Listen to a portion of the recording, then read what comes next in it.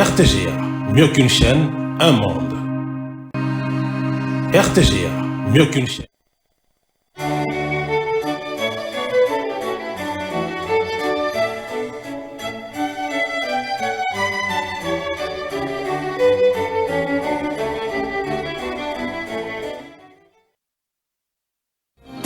Ce journal vous est offert par Tango Protection. Illico Cash, ma banque mobile.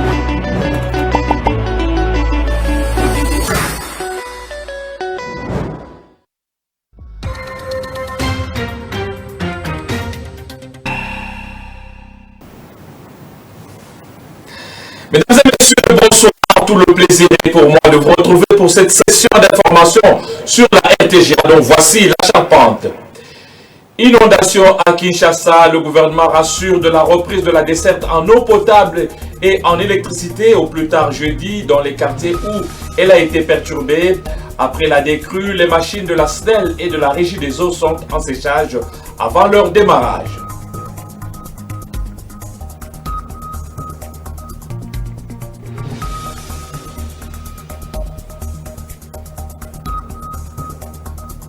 Débuté le 24 mars dernier, les consultations menées par le Conseil spécial du chef de l'État en matière de sécurité en vue de la formation du gouvernement d'union nationale se clôturent officiellement ce mardi 8 avril.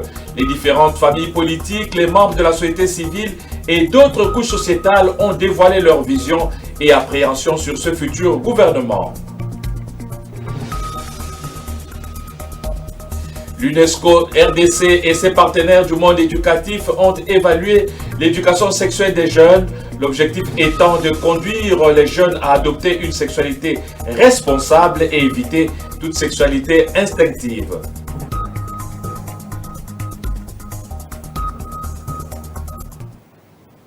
Voilà comme annoncé, inondation à Kinshasa, le gouvernement de la République a apporté des réponses urgentes afin de secourir les sinistrés en difficulté.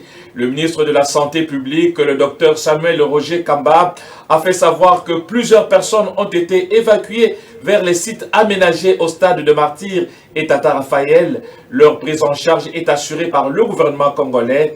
Il a dit lors du briefing spécial co-animé avec ses collègues de la communication et médias et des infrastructures. Les détails dans ce reportage de Jonsar Mikanda. Les scènes des chaos vécus à Kinshasa dans sa partie est après les pluies diluviennes abattues le vendredi et samedi dernier n'ont pas laissé le gouvernement congolais indifférent. Lors d'un briefing presse animé par le ministre de la Communication et Médias le lundi 7 avril, plusieurs membres du gouvernement central ont expliqué les causes de cette situation, mais aussi l'intervention des autorités compétentes sur ordre du chef de l'État.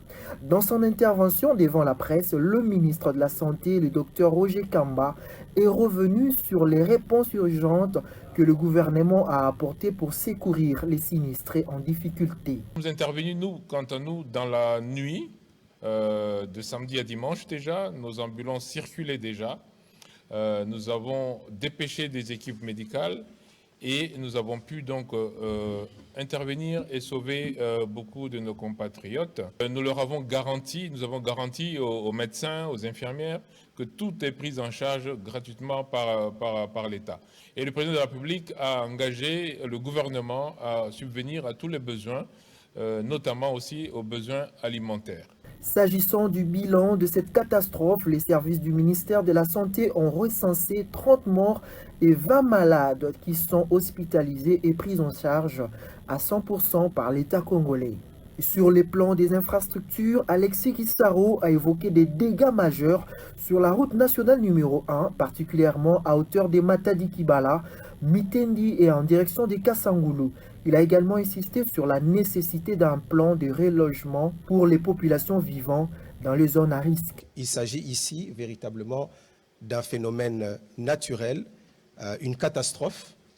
Et bien sûr qu'au-delà de la catastrophe, il faut qu'il y ait des réponses. Et c'est là que le gouvernement intervient pour soulager un tant soit peu, bien sûr, les dégâts et les conséquences qui sont vécues par la population. Toutefois, le gouvernement promet de suivre l'évolution de cette catastrophe et agir selon la gravité. et l'urgence. Et concernant justement cette catastrophe naturelle survenue à Kinshasa, ces inondations ont attaqué la station de traitement d'eau de Njili. Conséquence, 14 communes au total sont privées d'eau potable dans la capitale congolaise. Le ministre des Ressources hydrauliques et électricité, Teddy Luamba, a signalé devant la presse que la situation pourrait trouver une solution dans un délai de 3 à 4 jours. Pendant ces temps, des camions-citernes sont déployés dans la ville pour desservir le coin en souffrance. Jossar Mikanda nous en parle dans ce reportage. Les inondations constatées dans la partie est de la ville de Kinshasa ont eu d'impact négatif à la station de traitement d'eau d'Njili. À ce jour, 14 communes de la ville de Kinshasa sont coupées du réseau de distribution d'eau potable. Le ministre des Ressources hydrauliques et électricité, qui a pris part à ces briefings presse, a annoncé que ses services travaillent de manière à rétablir la situation dans un délai de 3 à 4 jours. Teddy Luamba a également signalé que des camions-citernes sont déployés pour desservir les communes à problème. Ce qui est vrai, l'impact sur l'usine de Njili, c'est pratiquement 330 000 m3 d'eau par jour, ce qui fait que c'est pratiquement l'usine la plus importante en termes de production d'eau potable qui est affectée.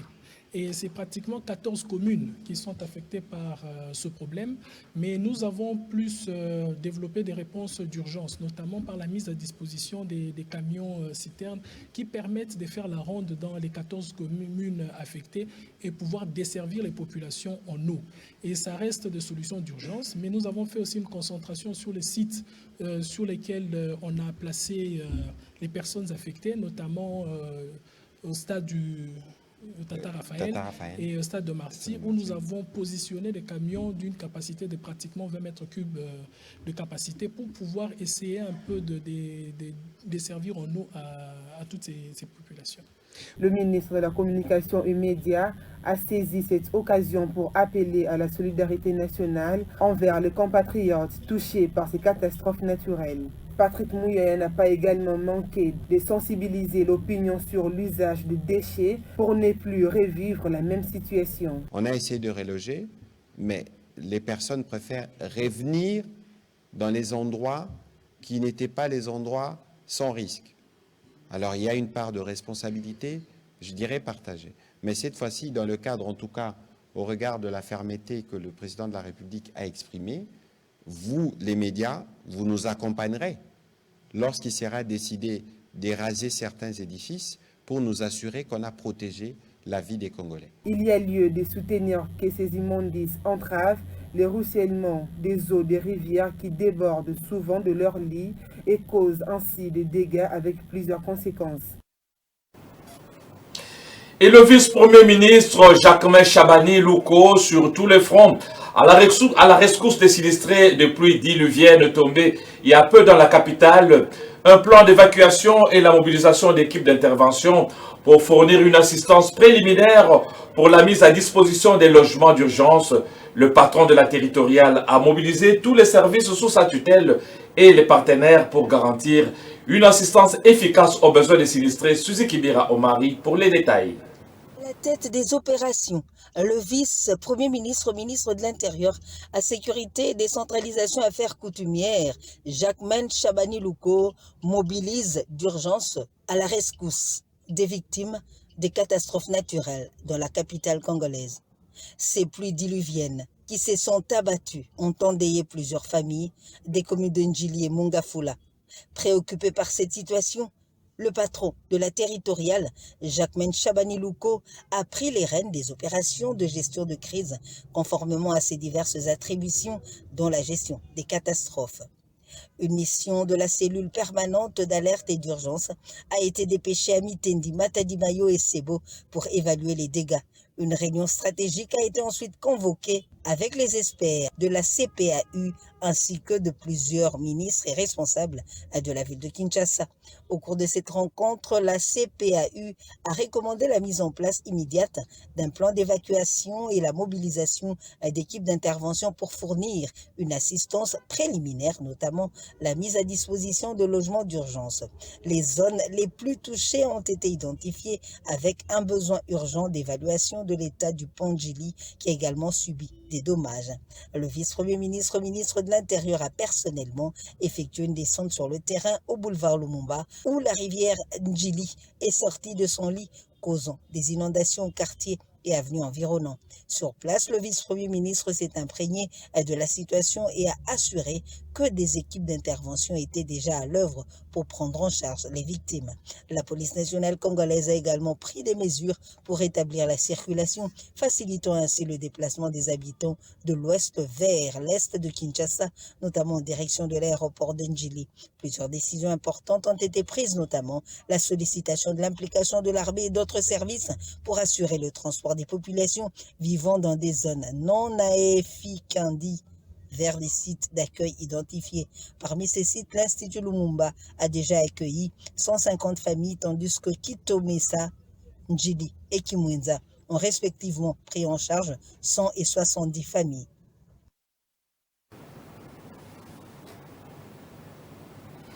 Et les députés provinciaux de la ville de Kinshasa ont adopté à l'unanimité au cours de la plénière de ce mardi le projet de calendrier des matières à traiter à la session ordinaire de mars. Ce calendrier comprend entre autres les matières relevant du domaine législatif et non législatif. Au cours de la même plénière convoquée en urgence après les catastrophes naturelles survenues dans la ville, les élus de la capitale ont également mis en place une commission ad hoc chargée d'enquêter sur les inondations à Kinshasa. Les membres de cette commission auront comme mission de descendre sur le terrain, précisément aux endroits touchés par les inondations, dans l'objectif d'apporter une solution durable à ces problèmes qui perturbent la vie des Kinois et d'apporter assistance aux victimes. Et puis le chef du quartier Masangambila dans la commune de Mongafula a été auditionné lundi par les conseillers communaux de cette municipalité à l'ouverture de la session ordinaire du conseil communal. Cette audition a porté sur les constructions anarchiques observées dans plusieurs quartiers de cette commune. Les conseillers communaux ont procédé de cette manière pour faire la lumière sur cette situation inquiétante pour les habitants de ce quartier. Reportage Clarisse Ekoko Kapalaï. Cette session du conseil communal de Mongafula s'est ouverte au moment où plusieurs quartiers de la ville de Kinshasa sont inondés après les pluies diluviennes du week-end passé. Parmi les habitations inondées, il y a ceux qui sont construites anarchiquement sur les lits de certaines rivières qui traversent la capitale congolaise. Cette actualité n'a pas laissé les conseillers communaux de Mongafula indifférents, craignant pour leur commune. Ils ont auditionné le chef du quartier Masangambila, Jérémy Nsola, au sujet des constructions anarchiques qui poussent dans cette partie de la ville. Nous avons pu constater qu'il y a plusieurs bâtiments, réduction des bâtiments dans les espaces essentiels, les espaces publics, donc les espaces ouverts pour la commune. Aujourd'hui, nous parlons, il y a des constructions anarchiques dans tout cet espace, et c'est pourquoi nous avions invité les chefs de quartier pour avoir plus de informations sur ce dossier. Nous allons continuer parce que nous allons mettre en place une commission parce qu'il faut écouter toutes les parties impliquées dans ce dossier. Le chef du quartier Masangambila, Jérémy Sola, a précisé avoir reçu, comme d'autres autorités, une copie de l'autorisation relative à la construction à côté du marché Masangambila, soulignant ainsi que la démarche suivie respecterait les normes établies. Si l'individu respecte les normes et les principes établis en matière urbanistique, cela veut dire qu'il faudrait qu'il y ait au préalable une demande d'occupation de l'espace public de l'État, mais également les cheminements pour que cela puisse aboutir à l'autorisation. Là, ça ne relève pas des compétences du quartier. Cela veut dire qu'il y a les institutions établies en la matière qui peuvent octroyer l'autorisation pour qu'il y ait l'exploitation de l'emprise publique de l'État. En tant que qualité de chef de quartier, j'ai été amplié. En fait. J'avais reçu une copie, au même titre que les autorités au niveau communal. L'autre point prévu à l'ordre du jour sur la présentation du budget de la commune de Mongafula par le bourgmestre Séverin Lumbu interviendra à la prochaine plénière prévue dans les heures à venir. On va y revenir. La RDC a été représentée par le premier vice-président du Sénat, José Kalala Wakalala, à la 550e conférence de l'Union parlementaire qui s'est tenue à Ouzbékistan. Du haut de la tribune de cette rencontre qui a réuni les pays du monde, le numéro 2 de la Chambre haute du Parlement a dénoncé l'agression rwandaise dont est victime la RDC dans sa partie Est. Il a par ailleurs appelé les parlementaires du monde à l'application de la résolution 2773 du Conseil de sécurité des Nations Unies et des actions concrètes pour mettre fin à la guerre qui sévit dans la partie Est de la RDC. Reportage. Du haut de la tribune de la 150e Assemblée de l'Union parlementaire mondiale, le premier vice-président du Sénat, José Kalala Wakalala, a dénoncé l'agression militaire perpétrée par le Rwanda dans la partie est du pays. Le chef de la diplomatie parlementaire a fermement condamné cette agression de la souveraineté nationale et des droits de l'homme, soulignant une action internationale urgente pour mettre fin à ce cycle sanglant récurrent qui a causé plus de 10 millions de morts et 6 millions de déplacés internes. Mon pays est aujourd'hui, pour une énième fois, victime d'une agression. Le régime du Rwanda, qui s'est caché depuis des décennies derrière des troupes armées prétendus locaux, a vu ces masques tomber avec l'entrée au grand jour de ces forces spéciales lourdement armées sur le territoire congolais sous prétexte de traquer ses compatriotes FDLR, narratif désormais inconsommable. Je profite du haut de cette tribune pour saluer la diplomatie agissante de son Excellence Félix-Antoine Tshisekedi Tshilombo, président de la République démocratique du Congo, chef de l'État, laquelle a permis d'atteindre les résultats si haut évoqués. Dans son discours, José Kalala Wakalala a appelé les parlementaires du monde à l'application de la résolution 2773 des Nations Unies qui vise à condamner l'agression rwandaise et à instaurer des mesures concrètes pour la restauration de la paix et de la sécurité dans la région. C'est ici l'occasion pour moi d'inviter l'Union interparlementaire à soutenir la résolution 2773 du Conseil de sécurité des Nations Unies ainsi que les sanctions de l'Union européenne et des autres pays épris de paix et de justice contre les auteurs de ces crimes. Cette intervention du premier vice-président du Sénat devant plus de 2000 parlementaires venus de 190 pays a mis en lumière la détermination du gouvernement congolais à défendre l'intégrité territoriale et solliciter le soutien des instances internationales pour contrer les actions déstabilisatrices du Rwanda. Et Guy Kambombo Mwadianvita, vice-premier ministre, ministre de la Défense nationale et des anciens combattants, a réarmé le moral de nos forces armées de la République démocratique du Congo et Wazalendo au front. Dans son message, il a réconforté ses troupes, réaffirmant le soutien du chef de l'État à leur dévouement à sécuriser le territoire national. Le patron de la défense a échangé avec les populations en compatissant avec les victimes de cette guerre injuste imposée à la RDC par le Rwanda via ses supplétifs de M23 et AFC. Dans le secteur opérationnel Sokola, Guy Kambombo Mwadianvita a recueilli les doléances en vue de la bonne conduite des opérations. Suzy Kibira Omari pour le reportage. Le vice-premier ministre, ministre de la Défense nationale et ancien combattant Guy Kambombo Mwadianvita en quête effrénée des solutions durables à la crise sécuritaire que traverse la République démocratique du Congo séjourne à Uvira, dans la province du Sud Kivu, pour une visite de réconfort aux unités des forces armées de la République démocratique du Congo et aux compatriotes de Wazalendo. Sur place, le numéro 1 de la défense s'est dirigé tour à tour au rond-point Kanvimvira, où il s'est adressé à la population au nom du commandant suprême des FARDC, Félix-Antoine Tshisekedi Tshilombo, ainsi que de la première ministre Judith Souminois, transmettant un mot d'encouragement à cette population pour leur marque de soutien aux forces armées congolaises. Devant la population réunie au rond-point Kanvimvira, le vice-premier ministre en charge de la défense a, au nom du gouvernement, exprimé sa solidarité aux victimes de barbarie, mais également encouragé les vaillants Wazalendo en ces termes. Le vice-premier ministre Kambombo a évoqué les mesures mises en place par le gouvernement central pour lutter efficacement contre l'extrémisme des terrorismes AFC M23, soutenu par le Rwanda, qui demeure préoccupante.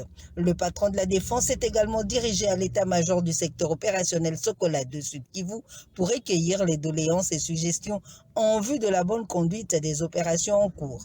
Dans cet ordre d'idées, un nouveau commandant de la 33e région a été nommé pour l'encadrement des troupes sur le terrain, ainsi que le retour du commandant secteur opérationnel Sokola 2 Sud Kivu pour la bonne coordination des opérations. Guy Kambombo Mwadianvita s'est par la suite dirigé à la mairie d'Uvira, où il a échangé avec toutes les forces vives de la société civile. Et dans l'autre temps, les restes d'explosifs de guerre continuent. de représenter un danger pour les civils en République démocratique du Congo. Ceci est une alerte des Nations Unies. C'est le porte-parole du secrétaire général des Nations Unies, Stéphane Dujarric, qui alerte lors d'un point de presse à New York. Il a indiqué que dans le Nord Kivu, la présence des restes explosifs de guerre dans les zones résidentielles de Walikale-Centre représente un danger mortel pour les habitants, y compris pour les personnes anciennement déplacées qui commencent à retourner chez elles. Les groupes de la société civile locale lancent un avertissement urgent contre le retour prématuré avant l'achèvement des opérations de déminage, a-t-il ajouté. Dans un autre secteur, les consultations ont débuté depuis le 24 mars dernier. Ces clôturent officiellement ce mardi 8 avril. Plusieurs personnalités politiques, toutes tendances confondues, des acteurs de la société civile et autres ont été reçus par le conseil spécial du chef de l'État en matière de sécurité afin d'avoir leurs avis sur le gouvernement d'union nationale devant cimenter la cohésion nationale. En ces derniers jours, le professeur Eberhard Kologele a échangé tour à tour avec l'association des constitutionnalistes congolais, conduite par le professeur Ngondankoy, des centristes Yolande Ebongo du FCC, Juliana Lumumba, fille biologique du tout premier ministre, pour ne citer que cela. Suivez le professeur Ngondankoy et Germain Kambinga, qui soutiennent le gouvernement d'union nationale, au micro de Nana Bouana et Clarisse Ekoko. Nous avons évidemment discuté autour de ces concepts de cohésion nationale et de la formation du gouvernement national. Nous avons prodigué les conseils que nous croyons utiles en tant que spécialistes du droit constitutionnel et nous avons insisté particulièrement sur le fait que notre pays ayant une constitution, tous nous avons le devoir, nous avons l'obligation de respecter la constitution que le peuple a adoptée au référendum populaire. C'est un principe important qui doit guider l'ensemble du processus qui va se poursuivre. Parce qu'il y a deux conceptions de l'avenir du Congo qui s'opposent. Il y a une conception souverainiste, légaliste, patriotique.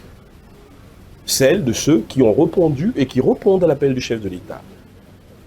La conception de ceux qui pensent que le Congo est une nation qui doit être fière et debout. De ceux qui pensent qu'on n'a pas à s'agenouiller devant le Rwanda. De ceux qui pensent qu'on mettra toute notre intelligence au service de la libération et de la victoire définitive du Congo. Et puis il y a une autre conception, celle des traîtres. Celle de ceux qui pensent que le Congo doit être vassalisé par le Rwanda. Celle de ceux qui pensent que les divergences d'ordre gestionnaire et de gouvernance doivent être résolues par les armes sur le lit du sang du peuple congolais à Bukavu, à Goma.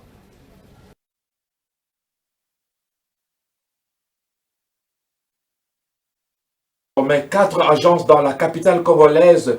2 nouvelles agences ont ouvert leurs portes à l'UPN dans la commune de Ngalema et Victoire dans la commune de Kassavubu. À cet effet, Ecobank invite la population quinoise à visiter ces nouvelles agences afin de bénéficier des transactions digitalisées plus sûres et sécurisées. Suivez ce reportage. Dans sa politique de proximité avec ses aimables clients, l'Ecobank inaugure de nouvelles agences dans la capitale congolaise, notamment l'agence de l'UPN dans la commune d'Engaliema et Victoire, située dans la commune de Kassavubu. Cette double cérémonie marque le lancement d'une série d'ouvertures d'agences à travers les pays. Ces cérémonies ont été ainsi marquées par une visite guidée conduite par les 2 chefs d'agence de l'UPN et de Victoire en présence des bourgmestres des 2 communes précitées. Le directeur général adjoint de cette banque panafricaine en République démocratique du Congo, Joël Kabouya, s'est réjoui de l'inauguration de cette agence de l'UPN. C'est le lancement en fait d'une série d'ouvertures qu'on va faire sur l'exercice 2025 et sur les années qui suivent. On est sur une stratégie d'augmentation de la taille de notre réseau en République démocratique du Congo. On a prévu une bonne dizaine sur les 2 années qui suivent.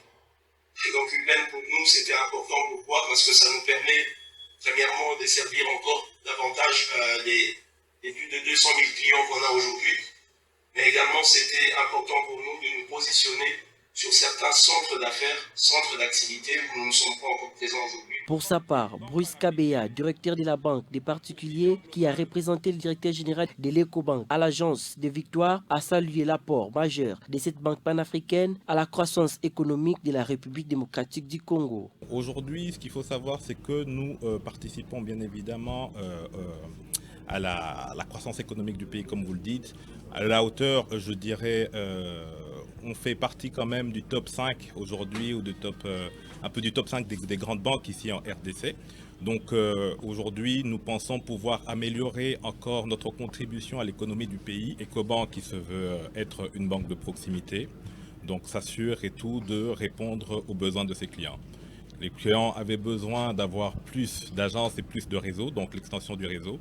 Mais en termes de produits, il faut noter que nous faisons partie des banques les plus digitales dans ce pays. Pour bénéficier des offres plus généreuses et illimitées, Ecobank invite les Quinois dans ses nouvelles agences de Victoire et UPN, situées respectivement en face de l'Université pédagogique nationale pour l'agence de l'UPN et au numéro D du croisement des avenues Kassavubu et Popokabaka pour l'agence de Victoire.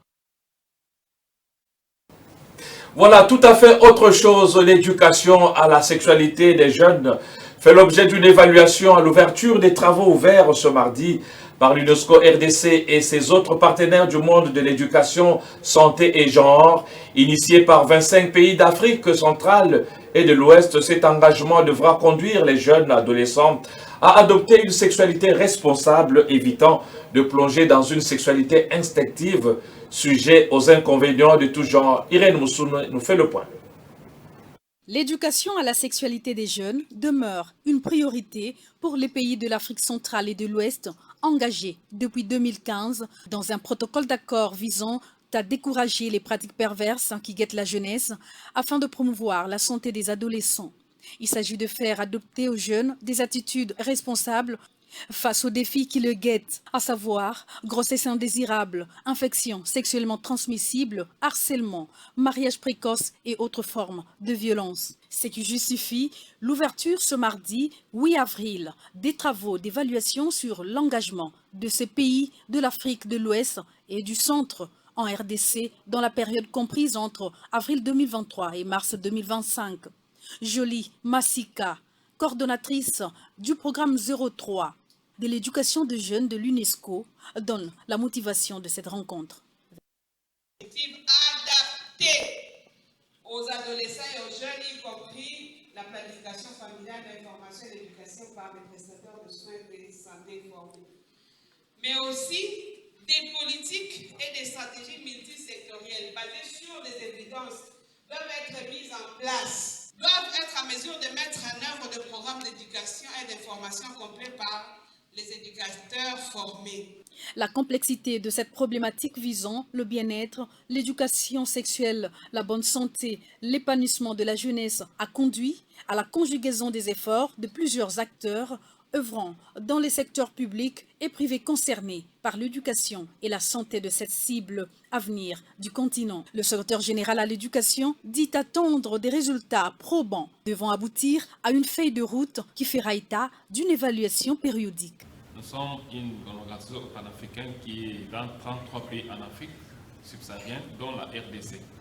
Et moi, je suis le coordinateur national, c'est-à-dire l'exécutif, celui qui gère les affaires courantes. 25 pays africains sont engagés dans cette lutte pour la promotion de la santé des adolescents, leur adoption des attitudes responsables et non instinctives.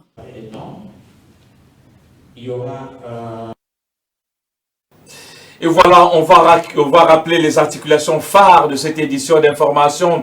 Inondation à Kinshasa, le gouvernement rassure sur la reprise de la desserte en eau potable et en électricité au plus tard jeudi dans les quartiers où elle a été perturbée.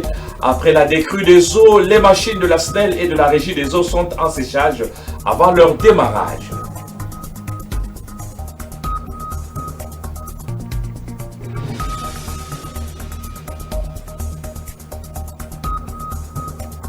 Débuté le 24 mars dernier, les consultations menées par le Conseil spécial du chef de l'État en matière de sécurité en vue de la formation du gouvernement d'union nationale se clôturent officiellement ce mardi 8 avril. les différentes familles politiques, les membres de la société civile et d'autres couches sociétales ont dévoilé leur vision et appréhension sur ce futur gouvernement. L'UNESCO, RDC et ses partenaires du monde éducatif ont évalué l'éducation sexuelle des jeunes. L'objectif est de conduire les jeunes à adopter une sexualité responsable et éviter toute sexualité instinctive.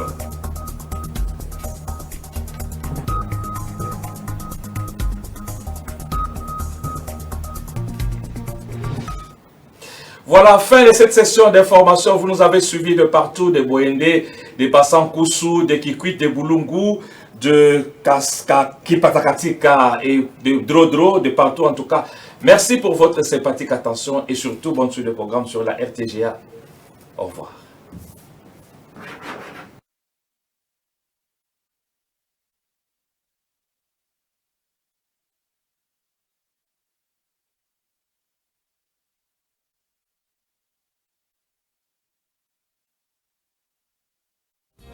Ce journal vous a été offert par Tango Protection. Illico Cash, ma banque mobile.